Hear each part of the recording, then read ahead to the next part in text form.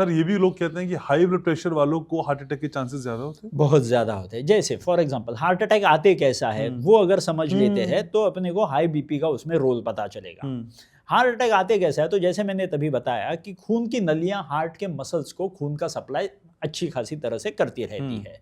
इस खून के सप्लाई को भेजने वाली खून की नलियां जो है उसमें अगर खून सिकुड़ जाता है, चर्बी की बात नहीं कर रहा हूं मैं खून सिकुड़ जाता है, क्योंकि चर्बी वाले को वो ब्लॉकेज कहते हैं जिसको एंजियोग्राफी में देख के हम डरा रहते हैं। लेकिन यहाँ पे ठीक तरह से समझना है, वो चर्बी के ब्लॉकेज के वजह से हार्ट अटैक नहीं आता।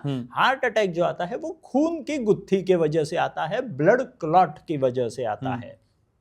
तो अगर ब्लड क्लॉट निर्माण हो जाता है अपने खून के नली में, तो वो ब्लड क्लॉट ब्लड को रोकने की क्षमता उसमें होती है। तो उस ब्लड क्लॉट ने ब्लड का बहाव उस खून के नली से रोक दिया, तो हार्ट के मसल को मिलने वाला खून का सप्लाई वहीं पे बंद हो जाता है और उसी के वजह से हार्ट अटैक की निर्माण हो जाती है। अब सवाल पड़ता है कि ये ब्लड क्लॉट वहां पे क्यों निर्माण हो गया, तो उसका भी जवाब बहुत सिंपल होता है। कई बार कई सारे रोग होते हैं, जैसे ब्लड प्रेशर है, एनीमिया है, डायबिटीज है, थायराइड के रोग होते हैं, कई सारे अलग अलग रोग होते हैं जिनमें अपनी खून की नलियां ब्रिटल हो जाती है, फटने के लायक हो जाती है, वो थोड़े से पतली हो जाती है अपनी खून की नलियां।